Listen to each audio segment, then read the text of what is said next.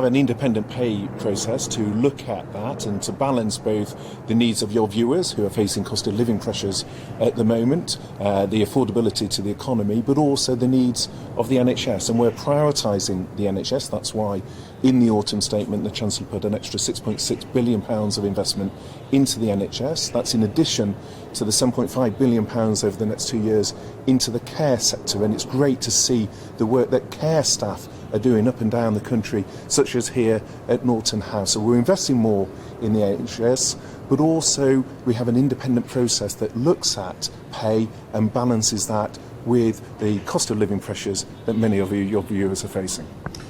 But you've ignored those recommendations before. The fact that ambulances potentially won't be turning up, potentially we're talking about people losing their lives because of this. Is this not a moment to potentially ignore those recommendations? Well, we've accepted the recommendations in full, and of course that comes on top of last year when other public sector workers faced a pay freeze, and we prioritised the NHS with an extra 3% last year in addition to accepting the recommendations in full this year. But we also need to invest more in the services to patients. We recognise there's significant backlogs as a consequence of the pandemic. A lot of your viewers who will be waiting for operations. It's important we get the investment in the new diagnostic centres.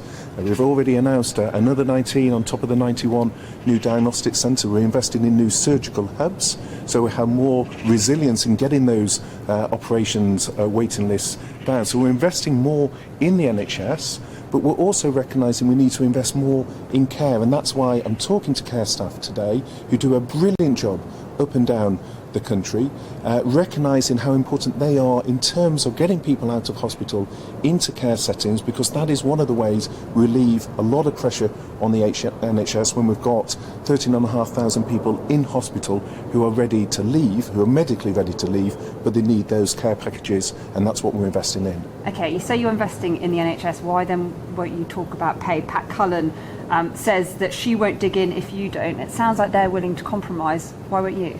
Well, we're happy to talk, and we've been engaging. In fact, I'm having a further meeting. We're having a further meeting with 3 trade unions today. I had discussions with another trade union yesterday. So we're keen to talk. We're engaging with the trade unions. On pay, we have an independent process, and we have accepted that in full. And of course, that comes on top of the extra prioritisation of the NHS last year.